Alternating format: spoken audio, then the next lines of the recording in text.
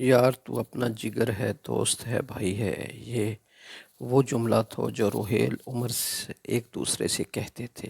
روہیل اور عمر 16-17 سال کے دو کمسن لڑکے تھے اور بہترین دوست تھے جو دن رات ساتھ رہتے تھے۔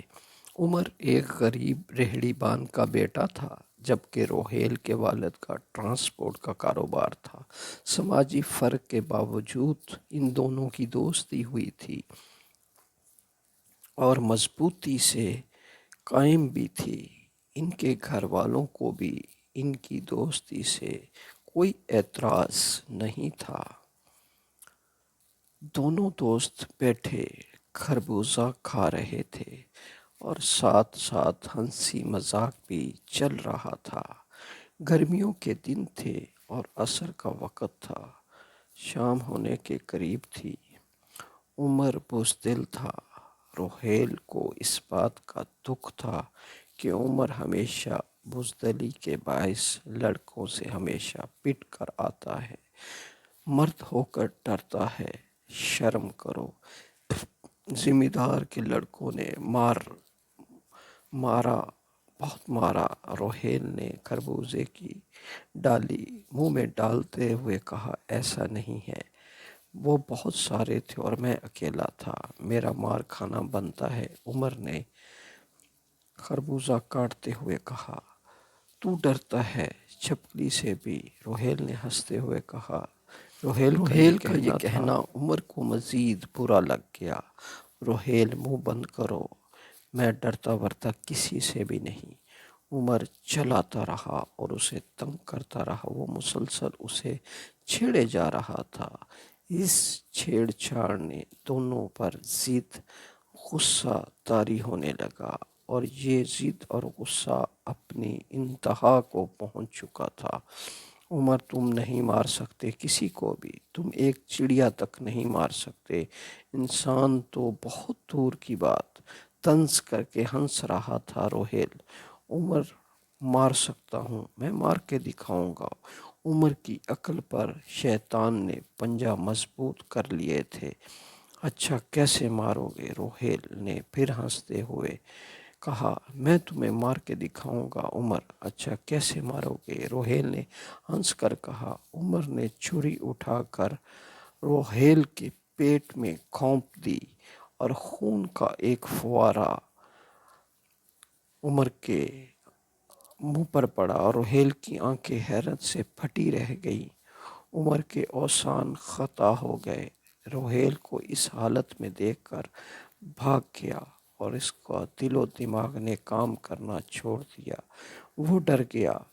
روہیل کو اسی حالت میں چھوڑ کر بھاگ کھڑا ہوا۔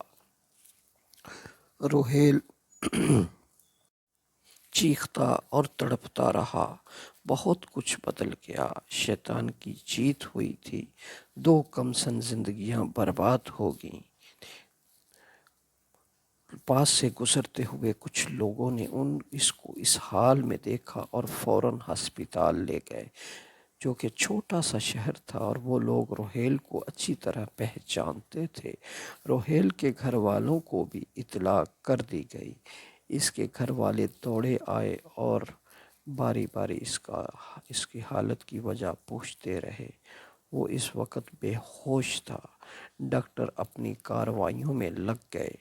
روہیل کا بولنا مشکل تھا، لیکن اس نے آخری وقت میں چند الفاظ کہے تھے۔ وہ یہ تھے کہ عمر پر کوئی قانونی کارروائی نہیں کروں گا۔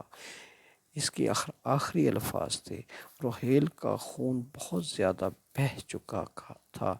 زخموں کی تاب نہ لاتے ہوئے وہ موت کی آغوش میں چلا گیا تھا۔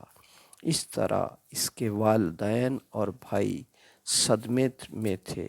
روہیل کے آخری الفاظ، ان سب کو اندازہ لگانا مشکل نہیں تھا کہ عمر نے ہی قتل کیا تھا۔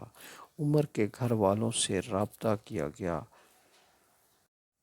انہیں عمر کے بارے میں کچھ علم نہیں تھا، کیونکہ نہ وہ لاپتہ تھا۔ عمر کے گھر والوں کے لیے بھی یہ واقعہ کسی بڑی بری خبر سے کم نہیں تھا۔ یوں عمر کا لاپتہ ہونا الگ پریشانی تھی۔ عمر کی ماں روئے جا رہی تھیں، جبکہ عمر کا باپ آنے والے مصیبتوں سے فکر مند تھا۔ عمر کی باپ اب آگے پتہ نہیں کیا ہوگا، کیا کریں گے وہ میرے معصوم بچے کے ساتھ۔ میرے بچے کا مستقبل برباد ہو گیا۔ عمر کو باپ رو پڑا، اور دوسری طرف روہیل کا بھائی وقاص سخت غصے میں تھا۔ اس کا بس نہیں چل رہا تھا کہ ایک بار عمر اس کے سامنے آ جائے، وہ اس کے ٹکڑے کر دے گا۔ نہیں وقاص، ماں چیخی، اور کوئی بدلہ نہیں لے گا۔ ایک بیٹے کو میں کھو چکی ہوں اور دوسرے کو میں کھونا نہیں چاہتی۔ ہم بھی اپنے بیٹے کے قاتل کو ایسے نہیں چھوڑ سکتے۔ میں چاہتا ہوں عمر پکڑا جائے اور اسے سزا بھی ملے، بلکہ پھانسی ہی ہو۔ باپ نے سمجھاتے ہوئے وقاص کے غصے کو ٹھنڈا کیا۔ روہیل نے مرتے وقت اپنے دوست کی لاج رکھی اور ان سب پر باور کرایا تھا کہ عمر کو چھوڑ دیا جائے، لیکن اس وقت بدلے کے جذبات ہر چیز پر حاوی ہو گئے۔ روہیل کے گھر والوں کو کچھ یاد نہ تھا، صرف روہیل کے خون کا بدلہ۔ روہیل کے ماموں سٹی تھانے میں SHO تھے۔ روہیل کے والدین کی ہدایت پر یاسر نے عمر کی تلاش شروع کر دی، اور یہ تلاش زیادہ عرصہ نہ چل سکی، کیونکہ تلاش کسی عادی مجرم کی نہیں، بلکہ ایک کم سن معصوم لڑکے کی تھی، جس نے گناہ انجانے میں کیا تھا۔ عمر کو چند گھنٹوں میں ہی تلاش کر لیا گیا تھا۔ وہ علاقے کے مشہور پل کے نیچے پڑا مل گیا۔ آج تم پکڑے گئے ہو، حرام کی اولاد۔ SHO نے عمر کو گالیاں دیتے ہوئے اس پر لاتوں اور گھونسوں کی بارش کر دی۔ حوالات میں لے گیا۔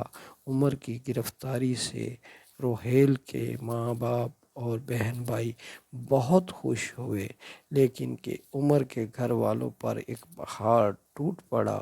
عمر کے گھر والے روہیل کے والدین کے پاس آئے، صلح صفائی کی کوششیں کیں، لیکن بے سود۔ بلکہ والدین کو اپنے بیٹی کی موت کا بدلہ ہر حال میں لینا تھا۔ کہانی آگے جاری ہے۔ دوستو، آپ کو یہ کہانی کیسی لگی؟ کومنٹس کریں، لائک کریں اور شیئر کریں اور سبسکرائب کریں اردو ڈائری 1۔ بہت شکریہ۔